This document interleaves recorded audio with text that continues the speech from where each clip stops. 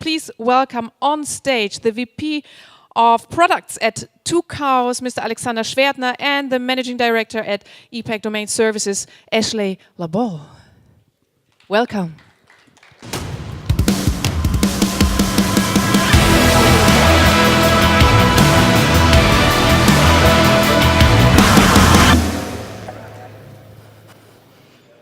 All right, can everyone hear me? Great, sound works. We're talking about something that is not quite businessy and techy as you were just heard, but there may be some business value and opportunity for at least some of them in the room as well out of this.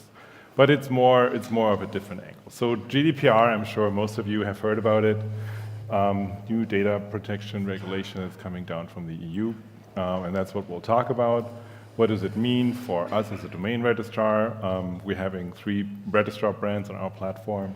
OpenSRS, Enum, and EPAC were all doing domain registrations, have been doing it for many years, and GDPR forces us to change a lot, and that's what we're going to talk about today. All right, let's get started. If it wants to, we'll see. There it goes. There you go. Brief introduction. My name, Alexander Schwertner. I've been in the domain industry since 2004 and currently running the platform for Tucows that hosts the OpenSRS and Enum brands, and I'm based in Toronto. And I'm Ashley Bolle, and I'm the Managing Director of EPAC Domain Services, and we're a registrar in Bonn who's part of the Tucows group. All right, so let's get right into the middle of it. How have we been dealing with data today and so far? Domain registrations, as probably most of you know, require a ton of personal data. So we ask for the domain owner, we ask for additional contacts, we ask not only for the names, we ask for personal phone numbers and for email addresses, for fax numbers even. We're not only asking for that, we're storing that, we're processing it, and then we're even publishing it in the public Whois. So everything we do we get from our customers, it's actually out there. And we're doing that because, well, it's kind of how the Whois protocol came along and what we've been forced doing all along. And there was never anything that questioned that fundamentally. So it's a status quo that everyone got used to. And looking at it, why are we doing it? Well, because we had to. It's not really that we need it for registrations and to process domain management. It's just because it's the status quo. And everyone who gives us their data is we're sharing it with registries out there, and as I said, we publish it. So it's it's a great spot if you like data and you like access to data. Anyone who's concerned about privacy, for them it's a nightmare. And I think the entire domain industry not addressing that for years and years and years eventually triggered GDPR and the EU Commission to step in and say, well, now, guys, this needs to stop. You gotta change what you're doing. So when we're looking at this issue, we're asking, do these practices, what we're doing, what Alex just described, do those actually serve the individual, or for domains, the registrant? Oh, the clicker does not like me today. So the GDPR has an answer to this question. So first, it asks us to be responsible and conscientious about how we're processing data. And that means that when we process data, we need to collect it for a very specific purpose, and that purpose needs to be legitimate. And then when we process it, we have to process it lawfully and fairly and transparently, both for our customers and for the registrant. And the GDPR also introduces the concept of data minimization. And this is really important because we have to minimize the data that we obtain to the absolute minimum required to accomplish the purpose that we collected it for. So when we collect data for a domain registration, it has to be the minimum amount of data required to actually register a domain. And we need to provide customers with control over their data. So it's really important that we only keep data as long as necessary. So when a service has ended, the data is deleted. And we need to ensure that we accurately process any data that we're given. So when a registrant sends an update for their data, we pass that along to a registry in a timely manner and accurately. So the GDPR is looking at that, and as I alluded to earlier, says, well, what you've done so far doesn't really serve the individual at all, and it doesn't meet any of these criteria, and you need to go back to the drawing board, and you being us as a registrar. So we were faced with that regulation, and we looked at it, and we thought, well, okay, it may change a little bit, but it actually just applies to the EU.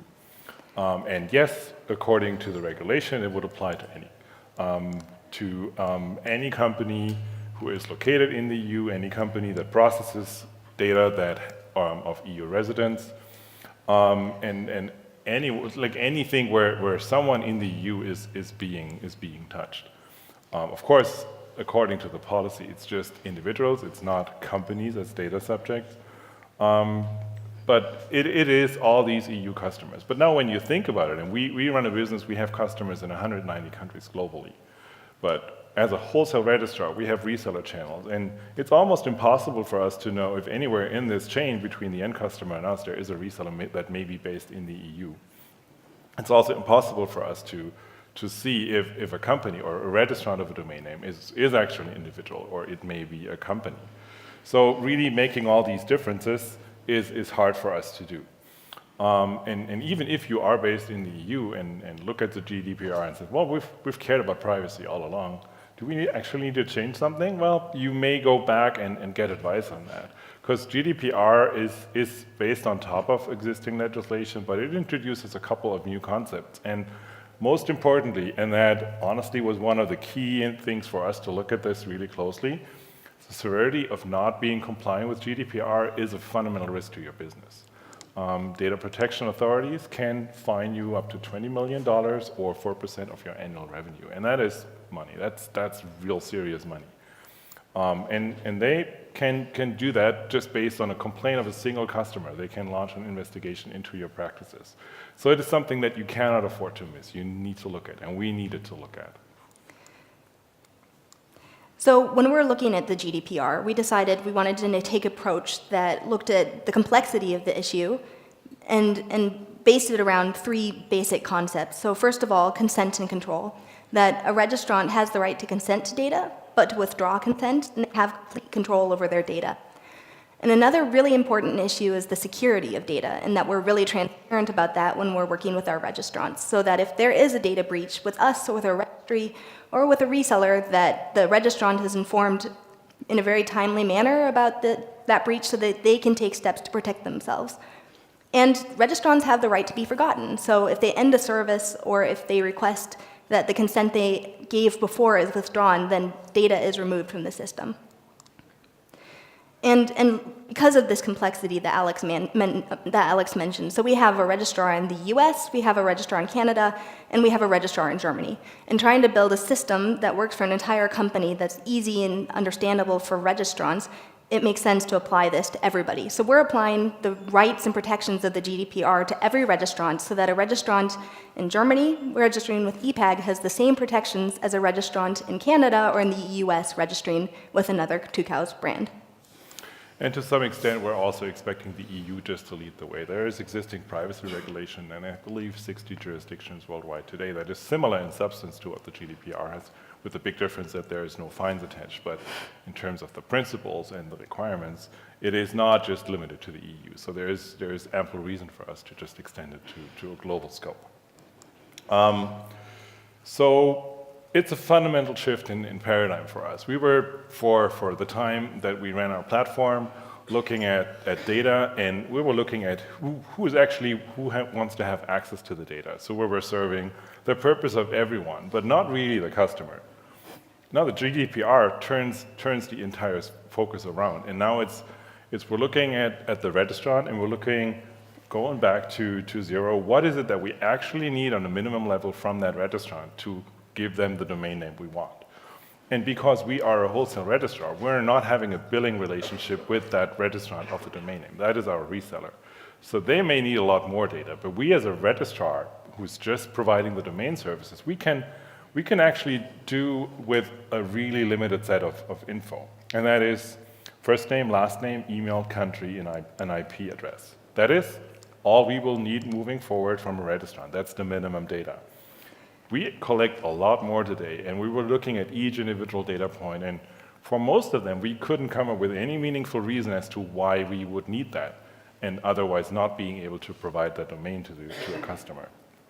So there's a really limited data set that we believe it's absolutely necessary that we need to get.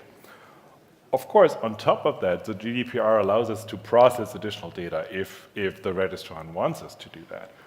So things that we get today, like street address, phone number, or fax numbers, will continue to accept that data and store the data and even forward it to other parties if the registrant wants us to have that. But it's their choice now. It's no longer required. And of course, someone who in the room who may be familiar with ICANN policies will say, well, this is like, how can you do that? This is not complying with any ICANN policy today. Well, yeah, it's not, and ICANN hasn't really made that shift, but we're looking at two different policies or regulations that we need to comply with, and for now, we're sticking rather to comply with the law than with ICANN. So we're shifting what we're doing, even though we may be not complying with our current ICANN rules, expecting that they will change over time anyway. So there will be a basic set and there will be an extended set, but the important message here is it's now the customer's choice as to what they want to do. Exactly, and we need to do this within the restrictions of the GDPR. And the first restriction that's really important that Alex just mentioned is reducing the data to that minimum data set that's required to register a domain. And that minimum data set allows us to register the domain, send technical details to the registry, and establish the ownership for the domain. But we don't need anything more than that, and that's data minimization. We also have to be really clear with registrants and with our resellers about why we're collecting data. But the GDPR is a lot more extensive than that. We don't just say why we're collecting data. We also have to say how we're processing it, when it will be deleted, and where it's actually being sent. So the registrant in the future will be able to see that their data, when they register a .top domain, is being sent to China. And this is the kind of transparency that's completely missing in the domain industry right now. And finally, something I mentioned just briefly, we need to justify the collection of the data. And that means we need to be able to say what legal basis we're collecting the data on. And that's really specifically laid out in the GDPR. And it's a really complex system that we have to align with an established domain name system that's never really been tailored to be data compliant. So when we talk with registrants and when we talk with resellers about the legal justification that we're using to collect and process data, we'll usually use the terms contract and consent. And Alex can go a little bit into that on the next slide. Yeah, so the GDPR gives us several reasons why we could do that. I think the two important for us are those two. Consent is when a registrant agrees, according to all the requirements that the GDPR lays out, that they willingly accept us to do something. Contract, on the other hand, is that we don't even give a registrant the choice to give us the data. We say, we need this, otherwise it doesn't work. We can perform our contract. So a bit more in detail. And we started out looking at consent and thought about, well, that's great. We're just asking everyone for consent and then we're safe. Actually, we're not. And it's something that you don't want to rely your entire business on consent. There are a couple of risks. If you believe you need data, consent can be withdrawn any time. So what do you do if you sold a service, you gathered the data, and then 2 weeks later, the registrant comes back and says, no, I no longer want you to have that data. What do? You cancel the service? Maybe not be possible. You may not even be able to give a refund. So there's that risk. The way to get legally valid consent that cannot be challenged is also pretty complicated. You need solid legal advice to get to a process where it's actually acceptable by the GDPR standards that this consent was freely given and whatnot. So consent works to some extent, but it also carries a high level of risk. So we're working with consent basically only for data that it's nice to have to us, but we're not basing our core service provision. For that, we rely on contract. And contract is simply the argument, we need these data elements, otherwise we cannot perform, we cannot enter in the contract with you, we can't give you that service at all. So the downside here is for every data element that you base on your contract, you need to have a solid reason why you do that. But once you have that, you have those data elements, the registrant cannot, or your customer cannot withdraw it, and you can use it. It's way harder to be challenged. So that is basically what we use for everything that we believe we need to have for a contract to perform. And that leads us to the way that we've chosen to approach the GDPR. So Alex just mentioned contract and consent. Those are great tools, but they don't get past data minimization. So just putting all of the data that's currently required in a contract doesn't make it GDPR compliant. So we have to reduce the amount of data that we're gathering, and that goes back to those essential data pieces that Alex mentioned, the registrant name, so first and last name, and then the country, and the email address, and where necessary, the IP address, so we can ensure that this person is the person that we're actually working with. We also have to change our contracts, and this is a huge task that goes way outside of the technical changes we're already making. We have to work with ICANN to try to bring consensus within the industry to find a contract that's GDPR compliant, and this process is really late and really slow. We also work with registries to change the amount of data collected and also to provide that legal justification why they're collecting that data, so we can provide that to our customers as well. Finally, we're changing our contracts with the registrants themselves so that they're really well informed, clearly and specifically informed about what we're doing with their data.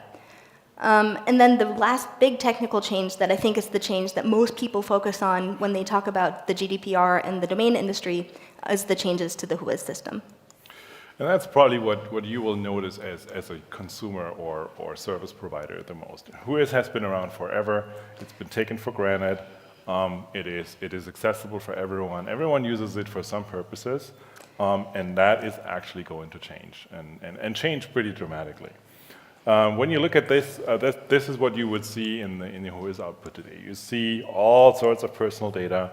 If you register a domain, that is actually what we will publish of your data out there, accessible to everyone. And that's not great.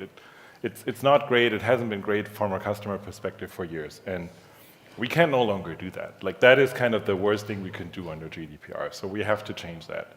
And we are changing that. This whole process, by the way, is a major development effort that ties up a lot of engineering resources. And it goes deep into our systems. And that is just, the Whois part is probably the most visible one. But it is a fundamental change to how we do business in domain names. So it is something that is really substantial. So this, what you see here, will go away. And it will look different in the future. And it will depend on who you are. And that determines what you get to see. Mm-hmm. So whatever data that we're actually putting in the Whois also has a lot to do with the data that we're actually sharing with the registries. So back again to the concept of data minimization. By default, we're changing the data that we ever share with a registry, and that goes back to the green highlighted fields here. So the registrant name, if it's an organization, we'll share that as well, and then the country and the email address. But just sharing that with a registry doesn't mean it's going to be published in a Whois. This is just the information that we're first collecting and actually passing along. And registries do have the right to ask for additional data. Alex mentioned that there are a lot of contracts out there that require more data than the minimum data set that we already collect. And it will be important that registries, if they still want to collect this data, provide us with a legal justification for processing that data. And then when we have that legal justification, we can pass that on to our resellers and to the registrant, and then we can process that data in a GDPR compliant manner. Oops, go back one more. And I was just going to mention one more thing. Sorry and consent is a really important part of our process. So if a registrant chooses to share more data than we actually require based on contract, then we provide them the opportunity to share that data based on consent, but also to withdraw that consent at any time without any consequences.